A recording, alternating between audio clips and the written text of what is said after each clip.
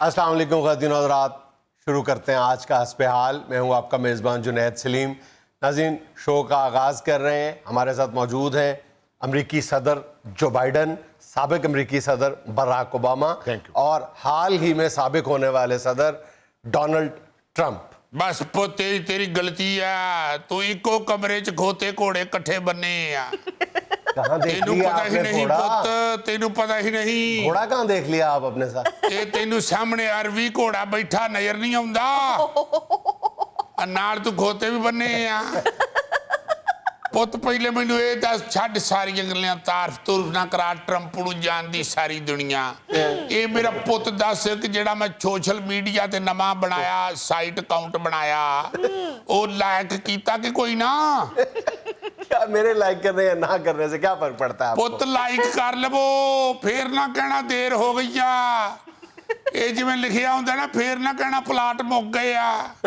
इसे तरह ही मेरे पुत्त कर लवो लैक हुणे ही, फिर बेला नहीं लभना ते ना ही थान लभणियां लैक करन वाली। और एक गल मैं तुहानू होर दस दवां, ये पहला बंदा है जो अपने YouTube चैनल को इस तरह प्रमोट कर रहा है। पहले आइए, पहले पाइए। पुत्त गल ही इहो जही आ। ਇਹ ਸਮਝਦੇ ਹਨ ਟਰੰਪੂ ਡੱਕ ਲਵਾਂਗੇ ਅਸੀਂ ਇਹਨੂੰ ਆਫ ਕਰਕੇ ਟਵਿੱਟਰ ਸ਼ਬਿੱਟਰ ਤੋਂ। ਟਰੰਪੂ ਨਹੀਂ ਡੱਕਿਆ ਜਾਂਦਾ ਪੁੱਤ, ਟਰੰਪੂ ਤੇ ਆਬੋ ਹਵਾ ਨਹੀਂ ਡੱਕੀ ਜਾ ਸਕਦੀ। ਜਾ ਭਾਈ ਕੰਮ ਕਰ, ਕੋਈ ਨਾਲ ਸਾਨੂੰ ਵੀ ਕੋਈ ਕੰਮ ਕਰਨ ਦੇ। ਹੁਣ ਹਾਰ ਗਿਆ, ਜਾ ਆਪਣੇ ਘਰ ਜਾ। ਉਹ ਤੇ ਕਰੀ ਜਾਵੋ ਕੰਮ ਨਾ ਮਰਾਦ। ਇਹੋ ਜਿਹੇ ਬਾਬੇ ਰੰਗ ਬਣਾਉਣ ਡਏ ਹੁੰਦੇ ਆ, ਪਰਾਂ ਤੇਜ਼ ਕਰਨਾ ਜਾਂ ਹੋਰ ਗਾੜਾ ਕਰ ਲਵੀਏ। ਤੇ ਇਹੋ ਜਿਹੇ ਬਾਬੇ ਫਿਰ ਆਰਾਮ ਨਾਲ ਇਲੈਕਸ਼ਨ ਹਾਰ ਜਾਂਦੇ ਨੇ। ਹੈ ਇਲੈਕਸ਼ਨ ਪੁੱਤ ਮੈਂ ਹਾਰਿਆ ਵੋਟ ਚੋਰੀ ਹੋਣ ਨਾਲ। ਆ ਜਿਹੜਾ ਬਾਬਾ ਖਰਗੋਸ਼ ਬੈਠਾ ਨਾ, जो बाइडन, ਇਹਨੇ ਮੇਰਾ वोट चोरी कराया ਤੇ ਛੱਡਣਾ मैं नहीं। करें अब आप भूल जाए इस बात को, ये रिकाउंटिंग और 20 लाख वोटों वाले तनाजे को। उनको इक्तदार संभाले, सदर बने हुए बाबा जी 100 दिन पूरे हो गए। ਆਵਾਜ਼ ਦੇ ਕੇ ਤੇ ਨਾ ਪੁੱਛਿਆ ਕਰੋ ਬੋਲਦਾ ਕਿ ਨਹੀਂ, ਇਹ ਵੇਖਿਆ ਕਰੋ ਸਾਹ ਚੱਲਦਾ ਇਹਦਾ ਕਿ ਨਹੀਂ। ਇਹ ਪੁੱਤ ਮੇਰਾ ਵੋਟ ਚੋਰੀ ਹੋਇਆ, ਕੋ ਦਿਲ ਚੋਰੀ ਨਹੀਂ ਹੋਇਆ। ਮੈਂ ਇੰਨਾ ਹੀ ਕਹਿ ਕੇ ਚੁੱਪ ਕਰਵਾਂ, ਦਿਲ ਚੋਰੀ ਸਾਡਾ ਹੋ ਗਿਆ, ਕੀ ਕਰੀਏ ਕੀ ਕਰੀਏ, ਮੈਂ ਨਸ਼ੇ ਮਿਟਲੀ ਹੋ ਗਿਆ, ਕੀ ਕਰੀਏ। मिस्टर जो बाइडन देखें, वो गार्ड आपका है और मौसीकी उसको दे रहा है। ਇਹ ਸਾਰੇ ਢੋਲਕੀਆਂ ਲੈ ਕੇ ਫੇਰ ਮੇਰੇ ਮਗਰ ਹੋਣਗੇ, ਤੂੰ ਵੇਖ ਤੇ ਸਹੀ। ਐ ਸਰਦੀਆਂ 'ਚ ਬਾਬਾ ਕੱਢ ਗਿਆ ਤੇ ਬੜੀ ਗੱਲ ਆ, ਨਹੀਂ ਤੇ ਦੂਜੀਆਂ ਸਰਦੀਆਂ ਮੈਂ ਹੀ ਫੇਰ ਫੜਾਟ ਵਾਈਟ ਹਾਊਸ 'ਚ ਵੜ ਜਾਣਾ। ਔਰ ਇਹਨੂੰ ਤੂੰ ਇੱਧਰ ਉੱਧਰ ਹੋ ਲੈਣ ਦੇ ਖਰਗੋਸ਼ ਬਾਬੇ ਨੂੰ। ਮੈਂ ਵਾਈਟ ਹਾਊਸ 'ਚ ਇੰਜ ਬਣਨਾ ਜਿਵੇਂ ਗਲੀ 'ਚ ਫਾਇਰਿੰਗ ਹੋਵੇ ਤੇ ਬੰਦੇ ਨਹੀਂ ਦੌੜ ਕੇ ਘਰ ਵੜਦੇ। ਕੱਢੇਗਾ ਬਾਬਾ, ਸਰਦੀਆਂ ਵੀ ਕੱਢੇਗਾ। ਬਾਬੇ ਦੀ ਖਾਲਾ ਜਿਹੜੀ ਹਵੇਲੀ ਲੱਖੇ ਰਹਿੰਦੀ ਹੈ ਨਾ, ਉਹਨੇ ਅਲਸੀ ਦੀਆਂ ਪਿੰਨੀਆਂ ਬਣਾ ਕੇ ਭੇਜੀਆਂ ਨੇ। ਇੱਕ ਸਰਦੀਆਂ ਬਾਬੇ ਨੇ ਖਾਧੀਆਂ, 10 ਸਰਦੀਆਂ ਕੱਢੇਗਾ। क्या अल्लाह जिंदा रहे तू, क्या बात है। बहुत ਪੁੱਤ अच्छी। ਤੂੰ ਬਾਬੇ ਨੂੰ ਛੱਡ, ਜਿਹੜੀ ਖਾਲਾ ਨੇ ਬਣਾ ਕੇ ਭੇਜੀਆਂ ਉਹ ਸਰਦੀਆਂ ਕੱਢ ਜੇ ਤੇ ਬੜੀ ਗੱਲ ਆ। ਮੈਂ ਜੁਨੈਦ ਪੁੱਤ ਤੈਨੂੰ ਦੱਸ ਦਵਾਂ, ਮੈਂ ਅੱਲਾ ਲਾਨੀਆਂ ਕਹਿ ਰਹਾ, ਇਹ ਜਿਹੜਾ ਇਹਨਾਂ ਮੇਰਾ ਵੋਟ ਚੋਰੀ ਕੀਤਾ ਮੈਂ ਵਾਪਸ ਲੈਣਾ ਹੀ ਲੈਣਾ। ਪੁੱਤ ਤੈਨੂੰ ਪਤਾ ਹੀ ਨਹੀਂ ਅਮਰੀਕਾ 'ਚ ਮੇਰੀ ਕਿੰਨੀ ਕੁ ਲੈਕਿੰਗ ਬਣ ਗਈ ਹੋਈ ਸੀ। कहाँ बन गई तुम्हारी लाइकिंग? ਇਹ ਜਾ ਕੇ ਪੁੱਛ ਜਰਾ ਆਪਣੇ ਖਾਨਦਾਨ ਕੋਲੋਂ, ਤੇਰੇ ਖਾਨਦਾਨ ਵਾਲੇ ਵੀ ਮੈਨੂੰ ਵੋਟ ਦਿੰਦੇ ਆ। ਜਦੋਂ ਮੈਂ ਤੇਰੀ ਫੂਫੀ ਦੇ ਤੰਦੂਰ ਕੋਲੋਂ ਲੰਘਣਾ ਨਾ ਤੇ ਛੱਡ ਕੇ ਰੋਟੀਆਂ ਦੌੜਦੀਆਂ ਮੇਰੇ ਵੱਲ, ਵੇ ਮੇਰੇ ਆ ਭਰਾਵਾ ਟਰੰਪੂਆ, ਵੇ ਕਿੱਥੇ ਟੁਰ ਗਿਆ ਟਰੰਪੂਆ, ਵੇ ਜਦ ਦਾ ਗਿਆ ਮੈਨੂੰ ਤੰਦੂਰ 'ਚ ਘਾਟਾ ਪੈ ਗਿਆ। ਉਹ ਤੇ ਫਿਰ ਮੈਂ ਤਸੱਲੀ ਦੇਣਾ, ਭੈਣ ਮੇਰੀਏ ਤੂੰ ਕਿਹੜਾ ਸਟੀਲ ਮਿਲ ਲਾਈ ਆ, ਵਿੱਚੋਂ ਹੈ ਤੇ ਤੰਦੂਰ ਹੀ ਨਾ, ਘਾਟਾ ਵਾਧਾ ਤੇ ਹੁੰਦਾ ਹੀ ਰਹਿੰਦਾ। ਹਾਂ ਫੁੱਫੜ ਨੇ ਵੋਟ ਪਾ ਲੈਣਾ ਤੇ ਫਿਰ ਕੀ ਹੋਇਆ? ਹੈ ਕਿਹੜਾ ਵੋਟ ਉਹਦਾ? ਫੁੱਫੜ ਮੇਰਾ ਮਰ ਗਿਆ, ਬੱਚਾ ਉਹਦੇ ਔਲਾਦ ਹੀ ਕੋਈ ਨਹੀਂ, ਤੇ ਉਹਦਾ ਆਪਣਾ ਵੋਟ ਕੋਈ ਨਹੀਂ। ਤੇ ਇੱਕ ਵੋਟ ਨਾਲ ਕਿੱਥੇ ਜਿੱਤਣਾ ਤੂੰ? बेटा वोट वोट से दरिया बनता है। ये बेहदा जा तू अगो हुंदा की आ। पुत जुनैद मैं तेनू दसन ही आया अज पुत, मैनू पता ही आए बकरे नाम रात खोते घोड़े। मैं ते सिर्फ ये दसन आया तेनू जेड़ा मैं सोशल मीडिया ते अपना बनाया ना अकाउंट। अच्छा एक मिनट जरा खामोश हो जाए, जरा चुप हो जाए। बड़ी मेहरबानी आपकी, बड़ी मेहरबानी आपकी। पुत गल पूरी करन दिया कर। एक मिनट चुप कर। ओ मेरा पुत्ता गल सुन, अमेरिका की आवाम ने तो इसको चुप करा दी। बन गल मेरी पूरी सुनिया कर। अमेरिका की आवाम ने चुप करा दिया इसको। पुत शबाज गिल ना बन, मेरी गल सुन पूरी इम्पोर्टेंट नहीं रहे ना, आप रेलेवेंट नहीं रहे सर। ये बात फिर है। तू सुननी नहीं तो फिर तो ठीक बस है। ठीक है ना, मैं आपसे आपको तो मैंने सिर्फ ये कुर्सी खाली थी इसलिए बुलाया था। चलो ठीक है, ठीक है। अच्छा, वो मिस्टर जो बाइडेन, मनमानियां सुने कह रहे एक कुर्सी खाली सी तद बुलाया ਅਸੀਂ ਸੁਣੀ ਸਕਦੇ ਤੂੰ ਸੁਣੇਗਾ ਪੁੱਤ ਜਦੋਂ ਉਹ ਕੁਰਸੀ ਖਾਲੀ ਹੋਈ ਨਾ ਤੇ ਟਰੰਪੂ ਉੱਥੇ ਬੈਠਾ ਤੇ ਫੇਰ ਤੂੰ ਸੁਣੇਗਾ ਵੀ ਤੇ ਤੂੰ ਵੇਖੇਗਾ ਵੀ। ये कुर्सी नहीं खाली होती, ये दिल से बात निकाल दो, ये जो बाइडन की बड़ी पक्की कुर्सी है। ਇਹਦੀ ਜਿਹੜੀ ਪੱਕੀ ਕੁਰਸੀ ਆ ਨਾ, ਮੈਨੂੰ ਪਤਾ ਰੱਬ ਜਾਣਦਾ, ਜਦੋਂ ਖੰਘਦਾ ਤੇ ਪਿੱਛੋਂ ਦੋ ਬੰਦੇ ਹੱਥ ਰੱਖਦੇ ਆ, ਨਿੱਛ ਆਵੇ ਤੇ ਮੋਢਿਆਂ ਤੋਂ ਫੜਨਾ ਪੈਂਦਾ। मिस्टर ट्रम्प, ये क्लियरली बिलो द बेल्ट है, प्लीज ये बिल्कुल बिलो द बेल्ट है, ये काम ना करें। ਪੁੱਤ ਬਲੋ ਦਾ ਬੈਲਟ ਤੇ ਤਾਂ ਹੋਵੇ ਨਾ ਜੇ ਬਾਬੇ ਹੋਰੀ ਬੈਲਟ ਬੰਨਦੇ ਹੋਣ ਤੇ। ਹੁਣ ਤੇ ਬਾਬੇ ਹੋਰਾਂ ਦਾ ਪਿੰਡਾ ਐਡਾ ਰੂ ਹੋ ਗਿਆ, ਡਾਕਟਰ ਨੇ ਕਿਹਾ ਬੈਲਟਾਂ ਨਾਲੇ ਛੱਡੋ, ਲਾਸਟਿਕ ਪਾਓ। उनकी ज़ईफ़ुल उम्री का मजाक उड़ाना, ये मैं कह रहा हूँ, ये बिलो द बेल्ट। ਪੁੱਤ ਮੈਂ ਮਜ਼ਾਕ ਨਹੀਂ ਉਡਾਉਂਦਾ, और क्या? ਮੈਂ ਤੰਬੀਹ ਕਰ ਰਿਹਾ, ਮੈਂ ਐਲਾਨ ਕਰ ਰਿਹਾ, ਮੈਂ ਲੋਕਾਂ ਨੂੰ ਦੱਸ ਰਿਹਾ, ਫਿਕਰ ਨਾ ਕਰੋ ਟਰੰਪੂ ਆ ਰਹਾ ਹੈ। कहाँ से आ रहा है? अभी 100 दिन हुए उसको आए हुए। ਸਰਦੀਆਂ ਲੰਘ ਲੈਣ ਨਾ ਫੇਰ ਦੱਸਾਂਗਾ ਕਿੱਥੇ ਆ ਰਿਹਾ ਟਰੰਪੂ। जो बाइडन साहब अगर बुजुर्ग हैं तो ये सिर्फ जो बाइडन से 4 साल छोटा है। ये कौन सा शेन फरीदी है?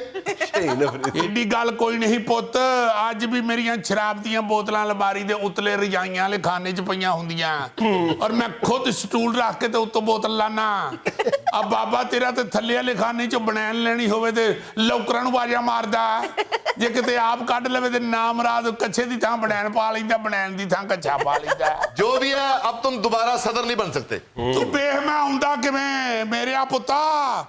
ਆ ਜੁਨੈਦ ਪੁੱਤ, ਅਮਰੀਕਾ ਦੇ ਪੋਠੋਹਾਰੀ ਇਲਾਕੇ ਦੇ ਇੱਕ ਸ਼ਾਇਰ ਨੇ ਕਿਹਾ, ਉੱਚੀਆਂ ਕੰਧਾਂ ਡੱਕਣਾ ਸਕਣ, ਫੁੱਲਾਂ ਨੀ ਖੁਸ਼ਬੂ।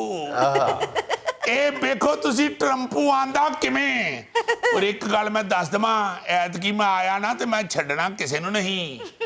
ਇਹ ਗੱਲ ਜੇਨ 'ਚ ਰੱਖਣਾ ਪੁੱਤ, ਨੈਬ ਮੈਂ ਵੀ ਬਣਾ ਲੈਣੀ ਆ ਅਮਰੀਕਾ 'ਚ। Shut up! तुमने आते हुए भी खूनरेजी कराई और जाते हुए भी खूनरेजी कराई। बड़ा जालिम आदमी हो तुम। यस ਹਲੋ ਵੇਖੋ ਯਾਰਾ, ਬਾਬਾ ਖਰਗੋਸ਼ ਟਰੰਪੂ ਨੂੰ ਜ਼ਾਲਮ ਕਹਿਣ ਡਿਆ। ਬਾਬਾ ਖਰਗੋਸ਼, ਮੈਂ ਆਪਣੇ ਹਕੂਮਤ ਦੇ ਪੂਰੇ ਸਾਲਾਂ 'ਚ ਇੱਕ ਵੀ ਕਿਧਰੇ ਜੰਗ ਨਹੀਂ ਸ਼ੁਰੂ ਹੋਣ ਦਿੱਤੀ। ये इल्जाम तो आप पर है मिस्टर जो बाइडेन कि आप वॉर प्रेसिडेंट साबित हो रहे हैं, हर जगह पे जंग को हवा दे रहे हैं। ਪੁੱਤ ਤੋਂ ਉਤੋਂ ਦੇਸ਼ ਚਬਲਾਂ ਕੀ ਮਾਰਦਾ, ਕਹਿੰਦਾ ਉਹਨਾਂ ਦਾ ਜਾਤੀ ਮਾਮਲਾ। ਆ ਬੇਦਾ ਜਾ, ਜਦੋਂ ਲੋਕਾਂ ਦਾ ਤੇਰੇ ਗਿਰਬਾਨ ਤੱਕ ਹੱਥ ਪਹੁੰਚ ਗਿਆ ਨਾ, ਤੈਨੂੰ ਇੰਜ ਧਰੂਣਾ ਬਾਬਿਆਂ ਨੇ ਜਿਵੇਂ ਬਿੱਲੀ ਦਾ ਬੱਚਾ ਨਹੀਂ, ਮਹੱਲੇ ਦੇ ਬੱਚੇ ਧਰੂਈ ਫਿਰਦੇ। और गिरेबान ਨੂੰ ਕੌਣ ਹੱਥ ਪਾ ਸਕਦਾ? ਆ ਕਾਦੇ ਵਾਸਤੇ ਰੱਖੇ ਆ ਜਿਹੜੇ ਡਸ਼ਕਰੇ? ਉਹ ਜਾਨਣਾ ਮੈਂ ਇਹਨਾਂ ਸਾਰਿਆਂ ਡਸ਼ਕਰਿਆਂ ਤੁਹਾਡਿਆਂ ਨੂੰ, ਇਹਨਾਂ ਸਾਰਿਆਂ ਮੇਰੇ ਨਾਲ ਵੀ ਡਿਊਟੀਆਂ ਕੱਢੀਆਂ। ਇਹ ਤੇ ਜੁਨੈਦ ਪੁੱਤ, ਇਹ ਉਹ ਲੋਕ ਯਾਰ ਨਾਮਰਾਦ ਮਸਕੀਨ ਹੈ ਜਿਨ੍ਹਾਂ ਨੂੰ 100 ਰੁਪਈਆ ਦਿਓ ਤੇ ਅੱਗੋਂ ਦਬਾਵਾਂ ਦੇਣ ਲੱਗ ਪੈਂਦੇ ਆ। ਮੌਲਾ ਨੇ ਬੜਾ ਦੇਣਾ, ਤੈਨੂੰ ਬੜੇ ਭਾਗ ਲੱਗਣੇ ਆ। ਲਓ ਆ ਕੀ ਗੱਲ ਕੀਤੀ? 100 ਦਾ ਨੋਟ ਤੂੰ ਮੈਨੂੰ ਵੀ ਦਵੇ ਤੇ ਮੈਂ ਵੀ ਦਵਾਵਾਂ ਦੇਣ ਲੱਗ ਪੈਣਾ। ਹੁਣ 100 पे दुआ देते हैं, 200 लेके बदुआ दे देते हैं। ਨਹੀਂ ਤੁਸੀਂ ਇਹ ਵੇਖੋ ਜ਼ਰਾ, ਮੇਰਾ 400 ਰੁਪਈਆ ਲੱਗਣਾ ਤੇ ਬਾਬਾ ਖਰਗੋਸ਼ ਕੱਲਾ ਰਹਿ ਜਾਣਾ। खुदा का खौफ करे, बहरहाल वो आपके भी प्रेसिडेंट हैं। ਉਹ ਪੁੱਤ ਜਿੰਨੇ ਮਰਜੀ ਪ੍ਰੈਜ਼ੀਡੈਂਟ ਆ ਜਾਣ, ਦੌਲਤ ਦੌਲਤ ਹੀ ਹੁੰਦੀ ਆ। ਮੈਂ ਜਦੋਂ ਲੋਟ ਸੁੱਟੇ ਨਾ ਹਵਾਵਾਂ 'ਚ ਤੇ ਫੇਰ ਵੇ ਬਾਬੇ ਦਾ ਦੌੜਦਿਆਂ ਪਤਾ ਨਹੀਂ ਲੱਗਣਾ। ये ज़हन में रखें कि आपके खिलाफ तहकीकात का दायरा आपके कारोबार तक वहां पे वसी कर दिया गया अमेरिका में। ਆ ਗੱਲ ਮਾੜੀ ਆ ਪੁੱਤ, ਇਹ ਗੱਲ ਮਾੜੀ ਆ। अल्लाह से डरो, दौलत का इतना प्रचार ना करो। सिकंदर जब दुनिया से गया था तो उसके दोनों हाथ खाली थे। ਉਹ ਸਿਕੰਦਰ ਨੇ ਕਿਹੜਾ ਵੱਖਰਾ ਕੰਮ ਕੀਤਾ? ਕੋਈ ਵੀ ਜਾਂਦਾ ਤੇ ਖਾਲੀ ਹੱਥ ਹੀ ਜਾਂਦਾ। ਤੂੰ ਕਿਹੜਾ ਨਾਲ ਬਰਫ਼ ਵਾਲਾ ਗੋਲਾ ਚੂਸਦਿਆਂ ਜਾਣਾ? उसके हाथ दोनों खाली हो सकते हैं अकाउंट भरे हो। ਪੁੱਤ ਗੱਲ ਇਹ ਆ, ਇਹਨਾਂ ਦੀ ਸਾਰੀ ਪਾਰਟੀ ਨੂੰ ਪਤਾ ਤੇ ਟਰੰਪੂ ਨੇ ਜਦੋਂ ਆਣਾ ਨੇਰੀ ਬੰਗਰ ਆਣਾ ਤੇ ਹਟਣਾ ਮੈਂ ਨਹੀਂ। ਪੁੱਤ ਬਸ ਤੂੰ ਮੇਰਾ ਸੋਸ਼ਲ ਮੀਡੀਆ ਵਾਲੀ ਸਾਈਟ ਜ਼ਰੂਰ ਲਾਈਕ ਕਰਨੀ। मिस्टर ट्रम्प, देखें, आपने जो अपना ब्लॉग बनाया हुआ है ना, जिसकी प्रमोशन के लिए आप मुझे हायर करना चाह रहे हैं, आपने खुद उसका मजाक बनवा दिया पूरी दुनिया में। धांधली का जो एक आपका तखयलाती किस्म की धांधली है, उसके बिल्कुल आप बेसलेस किस्म के आप इल्जामात लगा रहे हैं उस पर। खुद उसकी क्रेडिबिलिटी आपने जीरो कर दी है उस ब्लॉग की। ਪੁੱਤ ਇਹ ਗੱਲ ਨਹੀਂ, ਉਹ ਜਿਹੜੇ ਮੇਰੇ ਨਾਂ ਤੋਂ ਗਲਤ ਮੈਸੇਜ ਆਉਂਦੇ ਆ ਨਾ, ਉਹ ਇਹਨਾਂ ਦੀਆਂ ਚਲਾਕੀਆਂ। मैं जानना सारा। चाची तेरी पढ़ी लिखी औरत है, उन्हें मैंने दसिया। उन्हें कहा ट्रंपू आ तू कई गल्लां विच नहीं भी लिखदा ते आईयां हुंदियां आ तेरे नां नाल सट्टियां हुंदियां इन्हां ने ब्लॉक ते तेरे ਜਿਹੜੇ ਆ ਨਾ ਦੁਸ਼ਮਣ ਉਹਨਾਂ ਦੀ ਸਾਜ਼ਿਸ਼ ਚ ਲੱਗਦੀ ਆ। ਚਾਚੀ ਤੈਨੂੰ ਸਲਾਮ ਵੀ ਕਹਿੰਦੀ ਸੀ। ਮੇਰੀ ਚਾਚੀ ਤੋਂ ਯਾਦ ਆ ਗਿਆ। ਤੇ ਪੁੱਤ ਇਹ ਸਾਜ਼ਿਸ਼ ਮੈਂ ਕਾਮਯਾਬ ਨਹੀਂ ਹੋਣ ਦੇਣੀ।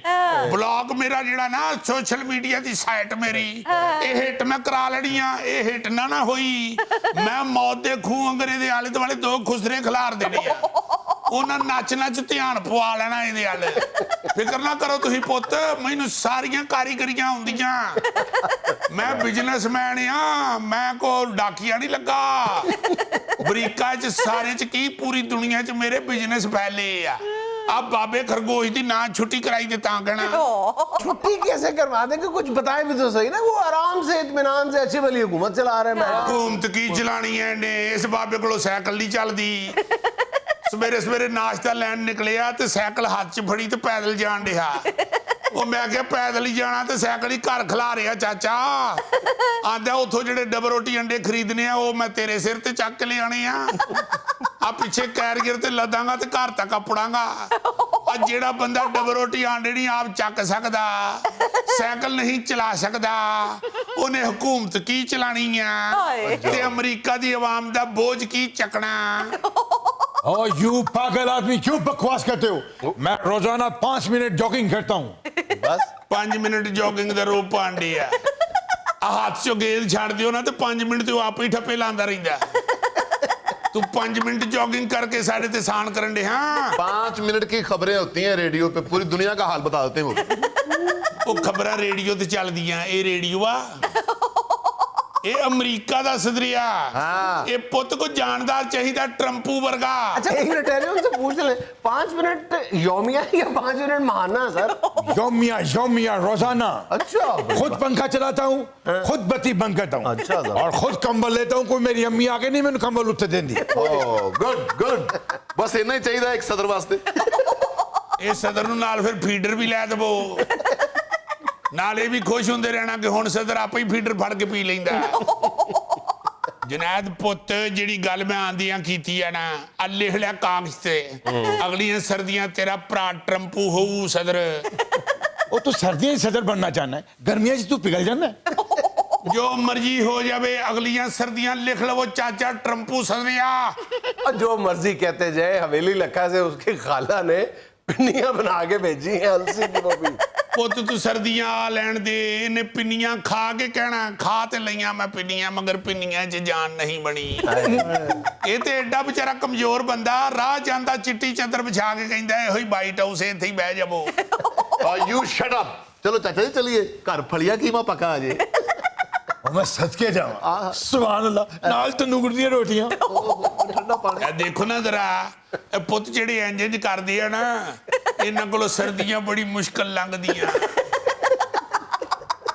दुनिया में चल लेना एक छोटा सा वक्फा, हमारे साथ रहिएगा। दुनिया में अमवात की 5वीं बड़ी वजह कोई बीमारी नहीं है, वर्कलोड है। और ये एक बहुत बड़ा मसला बनता जा रहा है। 2016 में 7,45,000 लोग दुनिया भर में सिर्फ वर्कलोड की वजह से या तो हार्ट अटैक या फालिज के बाद मौत के मुंह में चले गए। अच्छा भाईजान, चंद दिन पहले WHO यानी वर्ल्ड हेल्थ ऑर्गेनाइजेशन जी, यार वर्ल्ड हेल्थ ऑर्गेनाइजेशन का जब भी मैं नाम लेता हूं तो मेरे ज़हन में सबसे पहली जो तस्वीर आती है ना आलमी इदारा सेहत के हवाले से, वो जुल्फी की आती है। पता नहीं क्यों, इसकी क्या वजह है? मैंने समझा शायद गोगे की आती है। गोगे की आनी चाहिए, फितरी तौर पे गोगे की तस्वीर आनी चाहिए। आती जुल्फी की है। जुल्फी की तस्वीर तो तुम्हें अगर कोई अपना बेसन के अंदर चूंटी गिरी हुई नजर आए और उससे चढ़ा ना जा रहा हो तो उस वक्त तो चलो तुम्हें फोटो आए अगर जुल्फी की तस्वीर है। नहीं, मेरा मतलब है शायद इसकी तस्वीर इसलिए आती है कि WHO की कारकर्दगी इंतहाई नाकस है। इस बेचारे को एकदम मैंने शादी की तकरीब में देखा है। अच्छा। ये बिरयानी की प्लेट में गिर गया है। पौना घंटा लगा है बिरयानी की प्लेट में इसको तलाश करते हुए। कोई कह रहा था ऐसे चावल के दानों को अंदर मिक्स हुआ था। नहीं वो तो बेचारा लभ्या तां नहीं कितनी देर ਕਿ ਚੌਲ ਸਨ ਗਰਮ ਤੇ ਨੱਸ ਕੇ ਮਿੱਖ ਚ ਵੜ ਗਿਆ अभी मैं बहुत सीरियस बात करने लगा हूं। खुदा के लिए 2 मिनट के लिए अपनी जुगतों को कंट्रोल करो। बिरयानी वाली प्लेट च सुटिया है वो ਤੁਹਾਡੀ ਕੀ हकीम सईद साहब की बिरयानी सी यार मैंने अपना एक असल मंजरनामा बयान किया है। फजूल बात ना मैं किया करो मैं कॉमेडी कॉमेडी अपनी करके ते साडी यारी तू सियाना बन जाना मैं सीरियस बात कर रहा था यार खुदा के लिए कहने ये लगा था WHO की बात करें। WHO की एक स्टडी आई है जी पिछले जी। वो पूरी दुनिया को उसने हिला के रख दी है। लेकिन हम इस तरह के जो सीरियस मामलात हैं उनको भी कॉमेडी की नजर कर देते हैं। इस तरह आप लोग हर सीरियस मामले को मजाक में उड़ाते रहते हो और मैं बिल्कुल एक तिलमिला के रह जाता हूँ। जी जी जी डॉक्टर सफदर महमूद साहब बिल्कुल अच्छा मैं बताने ये लगा था कि WHO की इस स्टडी ने पूरी दुनिया को हिला के रख दी है। ये स्टडी ये बता रही है कि इस वक्त मौत की दुनिया भर में 5वीं बड़ी वजह जो है वो कोई बीमारी नहीं है, वो वर्कलोड है, काम का दबाव। Oh very nice. ओए यमन दिया खोतिया यार गलत हो गया। ਉਹ ਮੌਤ ਦੀ ਗੱਲ ਕਰਨ ਦੇ ਤੇ ਵੈਰੀ ਨਾਈਸ यार ਉਹ ਤੈਨੂੰ ਕੀ ਬਣ ਗਈਆਂ ਨੇ ਉਹ ਖੁਦਾ ਦਾ ਵਾਸਤਾ ਹੀ ਉਹ ਮੱਝ ਕੋਲੋਂ ਬਿਸਤੀ ਕਰਾਉਣ ਵਾਲੇ ਆ ਸੰਡੇ ਆ ओ यार लोड की बात हो रही है, लोड की। अब तुमने लोड की बात की ना उसे समझना इजी लोड की बात हो रही है। ਮੈਨੂੰ ਇਹਦੀ ਲੋੜ ਹੀ ਕੋਈ ਨਹੀਂ ਬਾਬਾ। ਇਮਾਨ ਨਾਲ ਮੈਨੂੰ ਕਿਸੇ ਵੇਲੇ ਬੰਦਾ ਲੱਗਦਾ ਹੀ ਨਹੀਂ ਮੈਨੂੰ ਲੱਗਦਾ ਕਿ ਉਹ ਗੱਡੀ ਹੈ ਜਿਹਦੇ ਚ ਦਰੀ ਵਿਛਾ ਕੇ ਬਈਦਾ वो कौन सी गाड़ी होती है? ਇਹ ਜਿਹੜੀ ਥਾਣਿਆਂ ਦੇ ਬਾਹਰ ਫੜੀ ਖਲੋਤੀ ਹੁੰਦੀ ਹੈ ਅਖੀਰ ਤੇ ਕੋ ਵਰਕਸ਼ਾਪ ਵਾਲਾ ਲੈ ਜਾਂਦਾ ਉਹਨੂੰ ਠੀਕ ਠੂਕ ਕਰਾ ਕੇ ਵਿੱਚ ਦਰੀ ਵਿਛਾ ਕੇ ਤੇ ਬੱਚੇ ਭਾਗ वाकई, हर थाने के बाहर एक आध गाड़ी ऐसी जरूर मिलती है जिसके बारे में सुनते हैं जी 1965 की इतने खड़ी है डाकुओं को पड़ी गई। ਉਹ ਥਾਣੇ ਵਾਲੇ ਨੇ ਬਿੱਲੀ ਨੂੰ ਕਿਰਾਏ ਤੇ ਦੇ ਦਿੱਤੀ ਹੁੰਦੀ अच्छा फिर आप मेरे संजीदा मौजू को मजाक में उड़ा रहे सॉरी हैं। डॉक्टर साहब sorry। WHO की रिपोर्ट कह रही है कि दुनिया में अमवात की 5वीं बड़ी वजह कोई बीमारी नहीं है, वर्कलोड है। और ये एक बहुत बड़ा मसला बनता जा रहा है। 2016 में 7,45,000 लोग दुनिया भर में सिर्फ वर्कलोड की वजह से या तो हार्ट अटैक या फालिज के बाद मौत के मुंह में चले गए। 7,45,000 लोगों को हार्ट अटैक या फालिज के बायस यानी वो मौत के मुंह में गए। उनकी वजह जो थी वो वर्कलोड 2016 में एक साल में। नहीं तो इसमें कोई शक नहीं है बहुत से ऐसे ममालिक हैं जहां पे एक एक बंदे के ऊपर 6-6 बंदों का लोड है बेचारे का वर्कलोड। अच्छा ये जो WHO की रिसर्च है ना इस पे इसके जो स्टैटिस्टिक्स है ना कुछ आदादो शुमार हैं उस पे थोड़ा सा दिमाग टिका के गौर करने की कोशिश करें कि कुछ जगह ऐसी है जहां पे हफ्तावार 55 घंटे काम लिया जाता है ओके। और कुछ जगह ऐसी हैं जहां पे 35 से 40 घंटे हफ्तावार काम लिया जाता है। ओके। अब यहाँ पे जो इन मुल्कों में अमवात हो रही हैं हार्ट अटैक के बायस जो हैं वो इन मुल्कों की निस्बत 50% कम है। अब ये जो मुल्क हैं जहां पे 55 घंटे फी हफ्ता काम लिया जाता है यहाँ पे हार्ट अटैक से मरने वालों की शरह जो है वो 50% ज्यादा है अच्छा और फालिज से मरने वालों की तादाद 17% ज्यादा है। जाहिर है लोड ज्यादा है और जहां पे 30 से 40 घंटे काम लिया जाता है वहां पे इन बीमारियों की या इन अटैक्स की जो शरह है वो कम है। वहां पे चूंकि लोड कम है लोगों के ऊपर वो थोड़ा रिलैक्स भी होते होंगे थोड़ा उनके दिल को भी सुकून पहुंचता होगा को दिमाग को भी वो टाइम मिलता होगा रेस्ट करने का तो वहां पे ये शरह कम है। सर जी अल्लाह के फजल से मेरी गली में ना किसी को फालिज हुआ है ना कभी अटैक हुआ है तो पूरी गली में कोई काम पे नहीं जाता। जाहिर है बंदा सुता रहे थे उन्होंने किसी ने की कहना वो क्या बात थी किसी बड़े बंदे की जो वो घर के सामने से गुजर रहा था तो कहते आज फिर काम तो नहीं जाता। वो इन्हीं की गली का वाक़या है ना इसी ने सुनाया हुआ है। वो एक बंदा सारी जिंदगी काम तो नहीं किया तो सेन में बैठा हुआ है तो उस दिन बारिश हो रही है अच्छा तो पास से गुजरते हुए इसका भाई कहता है अपना गौरी का कहता है लो ਅੱਜ ਫੇਰ ਨਹੀਂ ਕੰਮ ਤੇ ਜਾ ਸਕੋਗੇ यार वो तो पहले ही सारी जिंदगी तो नहीं जा रहा। अच्छा WHO की इस रिपोर्ट से कुछ अरसा पहले ही एक स्टैनफोर्ड यूनिवर्सिटी के प्रोफेसर फेफर ने किताब लिखी है डाइंग फॉर पेचेक्स। उस किताब में उस बंदे ने एक जापानी बाशिंदे की मिसाल दी है कि जो वर्कलोड के बायस मर गया जी। अब वर्कलोड क्या था उस बंदे पे कि वो पिछले 42 दिन से मुसलसल काम कर रहा था, कोई छुट्टी नहीं की थी उसने, और उसका जो हफ्तावार वर्कलोड था वो 75 घंटे से ज्यादा था। अल्लाह पिछले 12 सालों से वो 75 घंटे फी हफ्ता काम कर रहा था। अल्लाह खैर। 42 साल की उम्र थी उस जापानी बाशिंदे की। यार वो कोई गली में बापड़ा का खंबा फाड़ के खड़ा था। यार कला कला भरा होएगा ना, नहीं ਉਹਦੇ ਭਰਾ ਹੋਣਗੇ। हाँ नहीं होते भरा होंगे जेड़े दुबई तो पैसे भेजते हो। सर हमारे यहाँ भी तो 72 घंटे साइकिल चलाते हैं लोग। ਭਾਈ ਜੀ ਜਦੋਂ ਤੁਸੀਂ ਘਰ ਜਾਂਦੇ ਹੋ ਤੇ ਉਹ ਸੌਂ ਜਾਂਦੇ ਨੇ, ਨਾਲੇ ਉਹ ਚੌਧਰੀ ਨਾਲ ਰਲ ਕੇ ਚਲਾਉਂਦੇ ਨੇ। ਇੱਕ ਟਾਈਮ के बाद चौधरी ऐलान कर देता है चलो चलो यार जाओ ਹੁਣ ਸਾਰੇ ਘਰੋਂ ਕਰੀ ਸੌਂ ਜਾ ਕੇ। उसके बाद फिर ਉਹਨੂੰ ਕਹਿੰਦੇ ਚੱਲ ਤੂੰ ਵੀ ਤੰਬੂ ਜਵਾੜ ਤੇ ਸੌਂ। ਸਵੇਰ ਦੀ ਕੀ ਚਕਾ ਚਕ ਟਕ ਟਕ ਚਕਾ चक टक टक लाई चल। यही तो प्रॉब्लम है कि हम समझते हैं कि हमारे यहाँ वर्कलोड बहुत ज्यादा, एक वर्कलोड होता है एक्सेस ऑफ वर्क और एक होता है मिसमैनेज्ड। हमारे यहाँ मिसमैनेजमेंट है।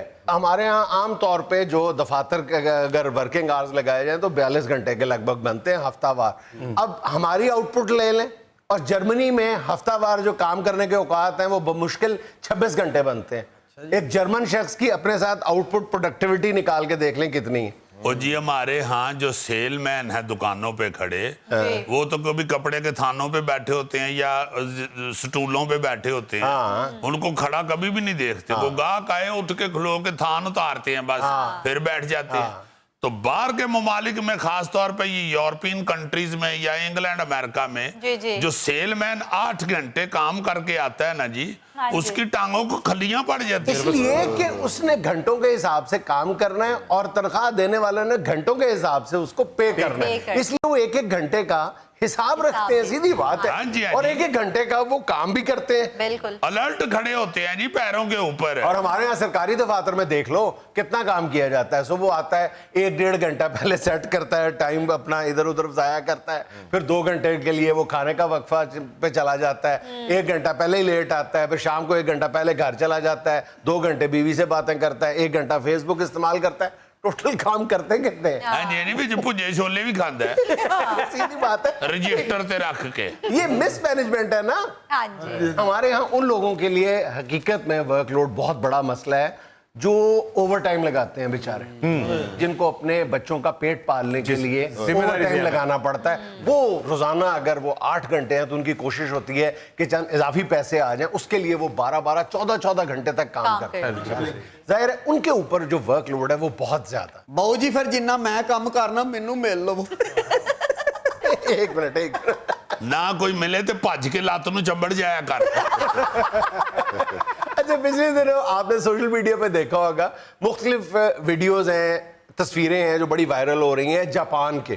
वहां पे वर्कर्स जो हैं वो खड़े खड़े सो रहे हैं, कोई बस में सो रहा है, कोई ट्रेन में सो रहा है, अजीब पोजीशंस में सो रहा है, पार्क्स में सोए हुए हैं। ये मतलब वर्किंग आवर्स के दौरान नहीं, लेकिन हटते आते जाते घर में वो सो रहे हैं। उसकी वजह यही है कि वहां पर भी वर्कलोड बहुत ज्यादा है। वहां पे एक आम जापानी जो है वो यौमिया 12-12 घंटे काम करता है, वो भी ओवर टाइम लगाने की कोशिश करते हैं और उसका नतीजा जाहिर है वहां पे भी यही निकल रहा है कि सेहत खराब हो रही है जापानियों की।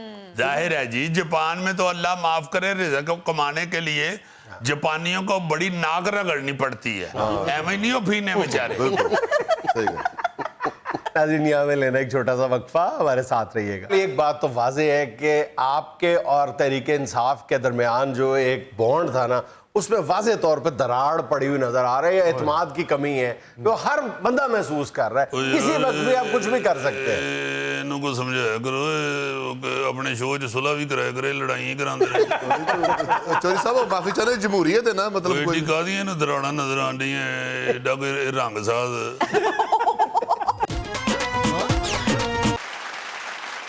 नाज़रीन, चौधरी निसार अली खान के पंजाब असम्बली के रुकन के तौर पे हलफ उठाने के ऐलान के बाद ये वाज़ेह तौर पे नज़र आने लगा है कि पंजाब अगला सियासी अखाड़ा बनने को तैयार है। दर्जा हरारत अपने अरूज पे है और इन हालात में हमारे साथ मौजूद हैं हमारे चौधरी साहब। अस्सलाम वालेकुम एसी नहीं चलन डे चल रहा है सर। दर्जा रात क्यों? सियासत में अच्छा सियासत की गल कर रहे हो? जी जी जुनैद साहब, बात ये है कि सियासत का दर्जा हरारत तो अब अरूज पे आ ही नहीं सकता, सही। क्योंकि जब से अल्लाह के फजल से आपके इस भाई ने سیاست میں پارٹیسپیشن کم کی ہے اپنی، اس وقت سے سیاست تو ویسے ہی ٹھنڈی ہو گئی ہوئی ہے۔ اور دوسری بات یہ ہے کہ سیاست کا درجہ حرارت بڑھانا یا گھٹانا سیاستدانوں کے ہاتھ میں نہیں ہوتا، یہ اساتذہ کے ہاتھ میں ہوتا ہے، اساتذہ کے۔ اساتذہ کی رہائش پنڈی میں دیکھو نا کہنا سیاح آدمی ہے، جی جی جی تو گل تو ٹھا سیدھا پہنچتا ہے، جی جدو شو مکتا ہے تو تو نہیں سیدھا گھر پہنچتا، جو تھوڑی جی گل کرو تو سیدھا پوائنٹ تے پہنچ جاتا ہے۔ جی جی بالکل جنید صاحب آپ صحیح بات کر رہے ہیں کہ یہ جو ٹیمپریچر ہوتا ہے سیاست کا یہ گھٹتا بڑھتا رہتا ہے ایسے کو، مگر میں یہ سمجھتا ہوں کہ اس جو صورتحال میں ہم اعلانیہ یہ کہتے ہیں کہ ہم حکومت کے ساتھ ہیں، وہ بے شک پنجاب کی حکومت ہو یا وفاق کی، ہم عمران خان کا ساتھ دیں گے اور سٹینڈ لیں گے انشاءاللہ۔ لیکن دوسری طرف چوہدری صاحب گزشتہ روز چودھری پرویز الہی صاحب نے جو بیان دیا ہے، جو گفتگو کی ہے، اس میں نون لیگ کے لیے خاصا نرم گوشہ نظر آتا ہے۔ انہوں نے ایک تو یہ کہا ہے کہ مریم نواز جو ہیں وہی اصل میں وارث ہیں نون لیگ کی، تو ایک طرح سے آپ حمزہ شہباز کو سائڈ پہ کر رہے ہیں، شہباز شریف کو سائڈ پہ کر رہے ہیں۔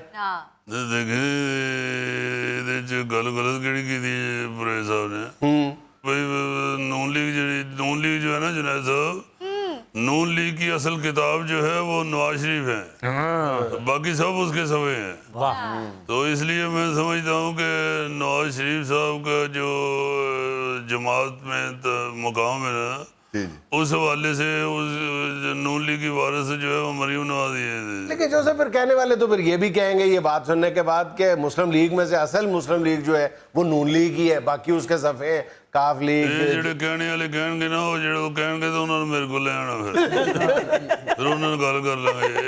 جڑیاں صحابتیاں سیانفتاں نے نا، یہ کسی اور نو بھایا کرو، منا بھایا کرو۔ جنید صاحب تسی میرے بھرا ہو اور پیارے، ماشاءاللہ بڑے پیارے آدمی ہو، یہ گلاں جڑیاں نے انہاں گلاں تو کوئی اور ڈردا ہے، میں تے ڈردا۔ میں نے ایک سوال پوچھا ہے تو گل وہ کرنا جڑی کرن والی ہے، مسلم لیگ اصل ہے ہی کاف لیگ ہے، یہ جو مسلم لیگ ہاؤس ہے، وہ جو اصل گڑھ ہے جہاں سے مسلم لیگ پنپی ہے پاکستان میں، وہ اللہ کے فضل سے وہ آج بھی ہمارے پاس ہے مسلم لیگ، وہ اوتھے کو واڑ کے ویکھے اوتھے ڈانگ والے بندے کھلا رہے ہیں۔ صاحب نے یہ ایک عجیب معیار بنایا ہوا کہ جس کے پاس مسلم لیگ ہاؤس ہے وہ اصل مسلم لیگ کا مالک ہے۔ اس کا مطلب ہے کل کلا خدا نخواستہ منشا بم آپ کے مسلم لیگ ہاؤس پہ قبضہ کر لیتا ہے تو مسلم لیگ کا اگلا صدر جو ہے وہ منشا بم ہو جائے گا۔ سو کہڑے منشے بم دی گل کرن دے ہو، مسلم لیگ ہاؤس کو بم بڑے تو آپ ہی پٹاخہ بن جاندا ہے، اوتھے کہڑا بم جے، وہاں پہ اللہ کے فضل سے مسلم لیگ ہے بس، اور ادھر وہاں پہ کوئی کسی کی نظر نہیں پڑ سکتی۔ اور دوسری بات یہ ہے جنید صاحب، دیکھیں بات سنیں، جو سیاست ہوتی ہے نا اس میں گرمی سردی سے کام نہیں چلتا، اس میں سب سے پہلے تو تحمل مزاجی سے کام لینا پڑتا ہے، تو آرام سے سکون سے سوچنا پڑتا ہے، سوچ بچار سے بات کرنی پڑتی ہے۔ تو اصل سوچ بچار تو یہی ہے کہ جو نون لیگ ہے اس کے وارث تو میاں نواز شریف صاحب ہی، تو اس میں کوئی شک نہیں ہے کہ شہباز شریف صاحب ان کے بھائی ہیں اور وزیر اعلیٰ پنجاب رہے ہیں، اور وہ نواز شریف صاحب ہی ان کو بناتے ہیں۔ اور یہ بات یاد رکھیں جنید صاحب، یہ میاں نواز شریف اگر شہباز شریف کو کہہ دینا کہ شہباز کل تو تم واسطہ دا ایس ڈی ہوئے، تو شہباز شریف اگلے دن واسطہ دفتر جان لگ پہ۔ اس لیے جس کا آرڈر چلتا ہے، جو جس کے ہولڈ میں ہے نون لیگ، اصل مالک تو وہی ہے نا، اور انہی کے بچے ہیں۔ لیکن چوہدری دیکھیں کہنے والے یہ کہتے ہیں کہ حمزہ شہباز کی محنت جو ہے وہ مریم کی نسبت کہیں زیادہ ہے سیاست میں۔ وہ محنت کی زیادہ ہے، وہ کہڑا ماڈل ٹاؤن دی کوٹھی سر اٹھ کے ڈمبل چکتا ہے، یا وہ 5 سال نون لیگ دے دفتر دی چھت پھڑ کے کھلوتا رہا ہے۔ گل دے کہ سر تیار ہو کے باہر نکلنا ہے، وہ بھی نکل آتا ہے، وہ بھی نکل آتی ہے۔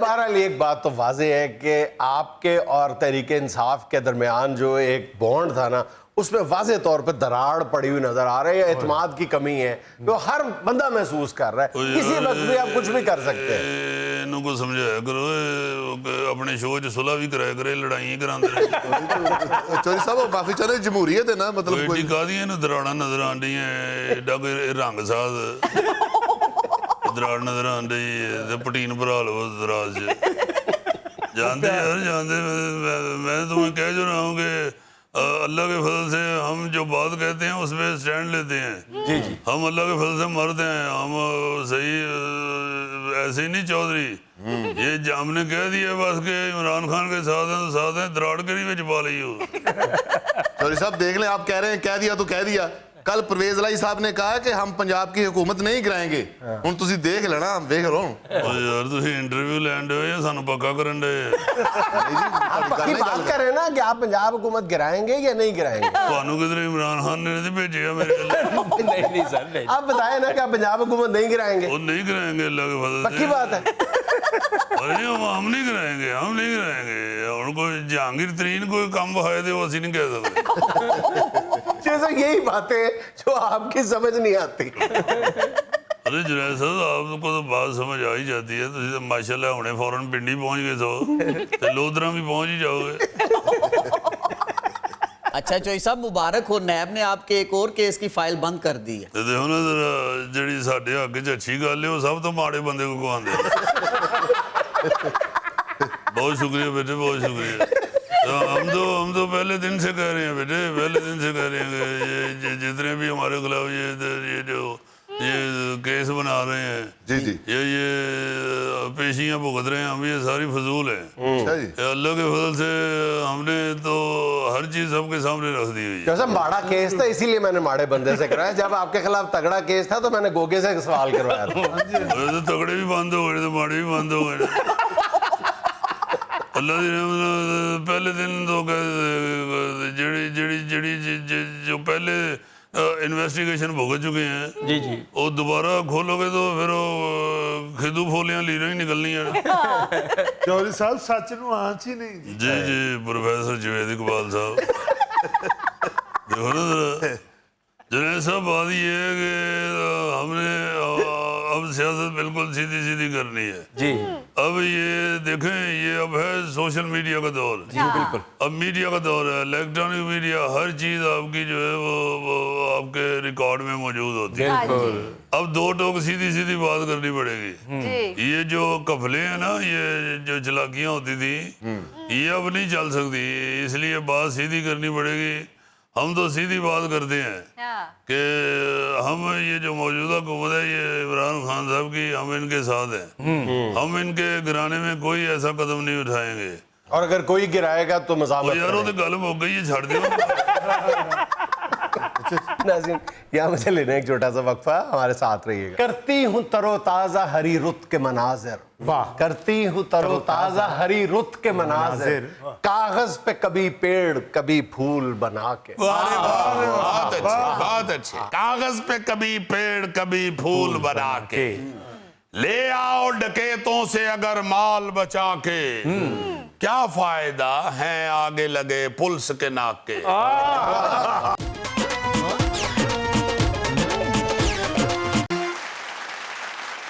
यार वो जो शेर और शायरी लिख के ले आते हो और उसके मुकाबले में फिर अजीजी अपने शेर फेंकता है तो तुम्हारे कलम में स्याहियां खुश्क हो गई हैं या अपना अजीजी के आर्ट के सामने हेच हो गए हो बड़े जबरदस्त शेर है मेरे पास सुनाने के और मैं बहुत बेताब हूँ सुनाने के ईमान से हाँ।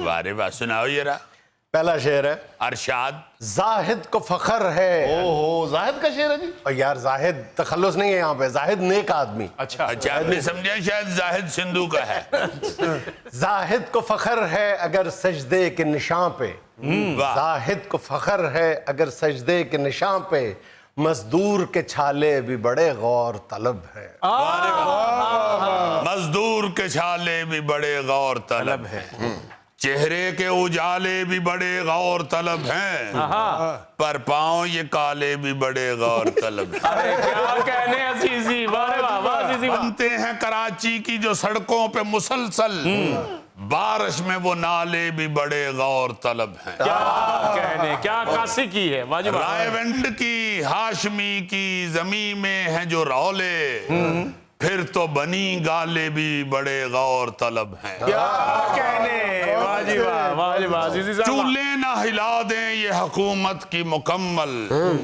جہانگیر کے چالے بھی بڑے غور طلب ہیں. بہت اچھے، واہ واہ. باہر سے شٹر نیچے ہے، باہر سے شٹر نیچے ہے، پر بند نہیں شاپ. ان پر پڑے تالے بھی بڑے غور طلب ہیں. کیا کہنے، واہ جی واہ، واہ عزیزی واہ. اور حاصل غزل شعر عری کر رہا ہوں یا اللہ خیر کرے. بیگم کو تو 2 منٹ میں کر دوں ابھی سیدھا، لیکن میرے سالے بھی بڑے غور طلب ہیں.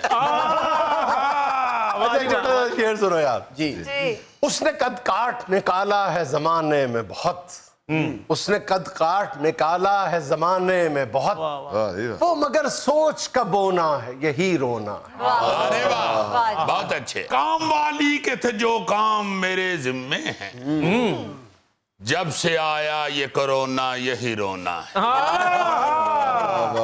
تاکہ پوچے یا ڈسٹنگ سے ہوا جو فارغ، ڈھیر کپڑوں کا ابھی دھونا ہے یہی رونا. یہ اس لیے میں شاعری کا سیگمنٹ کرتا ہوں کہ سارے سچ باہر آتے ہیں. دل دی پڑاس بھی نکل جاتی ہے تو شاعری بھی مشہور ہو جاتی ہے. واہ واہ. اچھا جی، پچھلے دنوں یہ سیاسی حالات کی وجہ سے ایک غزل بہت پاپولر ہو رہی ہے سوشل میڈیا پہ، لیکن اس غزل کے حوالے سے کچھ ایک تنازع ہے چھوٹا سا کہ اس غزل کو منسوب کیا جا رہا ہے ہمارے جو معروف شاعر دوست ہیں. اس طرح تو ہوتا ہے اس طرح کے کاموں میں شعیب بن عزیز شعیب صاحب. بن عزیز صاحب، اور لوگ سمجھ رہے ہیں شعیب بن عزیز ہے، سٹائل بھی انہی جیسا ہے، لیکن شعیب بن عزیز صاحب نے بالآخر جو ہے وہ کل تردید کر دی ہے کہ یہ میرا کلام نہیں ہے. یہ ایک غیر معروف سی شاعرہ ہیں کومل جویا، نام ذرا غیر شاعرانہ ہے لیکن ان کا کلام جو ہے بڑا غضب کا. یار کومل بڑا پیارا نام ہے اور وہ پاپولر بھی ہو جائیں گی، اسی طرح بندہ سٹارٹ ہوتا ہے. اچھا کومل جویا صاحب کی یہ غزل ذرا سنو. واہ جی واہ. منسوب چراغوں سے طرفدار ہوا کے، منسوب چراغوں سے طرفدار ہوا کے، تم لوگ منافق ہو منافق بھی بلا کے. بہت اچھے. منسوب چراغوں سے طرفدار ہوا کے، تم لوگ منافق ہو منافق بھی بلا کے. ایک زود فراموش کی بے فیض محبت، ایک زود فراموش کی بے فیض محبت، جاؤں گی گزرتے ہوئے راوی میں بہا کے.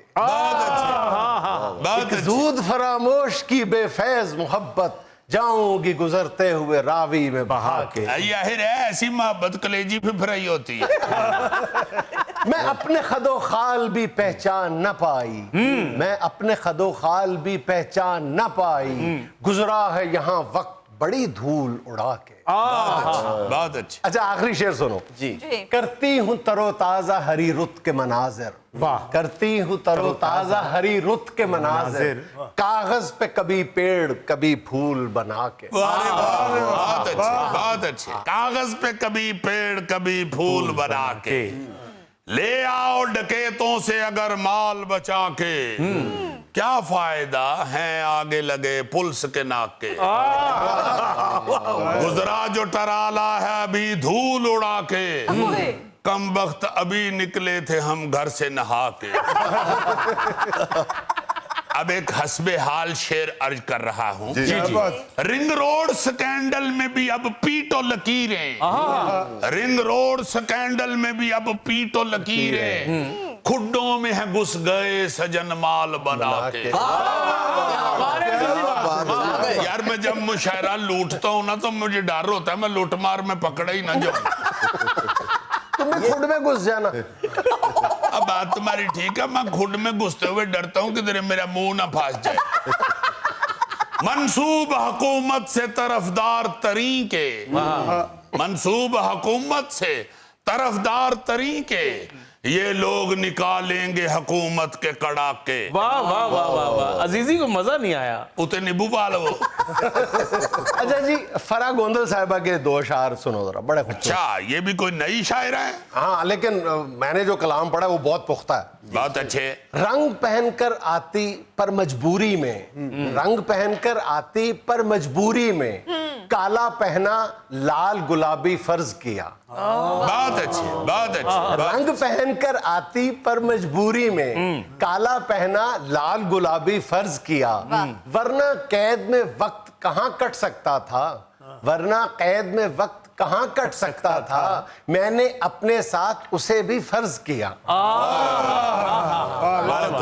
بہت اچھی بیر کو ہم نے بالو شاہی فرض کیا بیر کو ہم نے بالو شاہی فرض کیا دال پکی تھی مٹن کڑاہی فرض کیا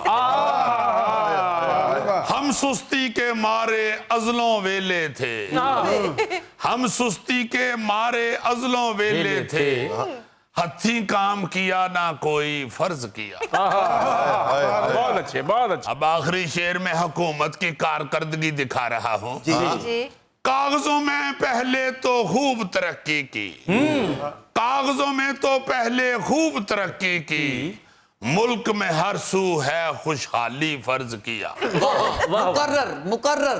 یار پہلی باری تینوں سمجھ نہیں آئی تو مقرر دا کی فائدہ اس کو مقرر کا بھی نہیں پتا. ناظرین یہ تھا آج کا حسب حال اور چلتے چلتے آج کی چھوٹی سی بات یہ کہ دوست کے ساتھ کھانے میں نمک کی طرح رہو جو دیکھنے میں تو نظر نہیں آتا لیکن اگر نہ ہو تو اس کی کمی بہت محسوس ہوتی ہے. خوش رہیں خوش رکھیں. آپ سے ملاقات ہوگی انشاءاللہ کل. اللہ حافظ.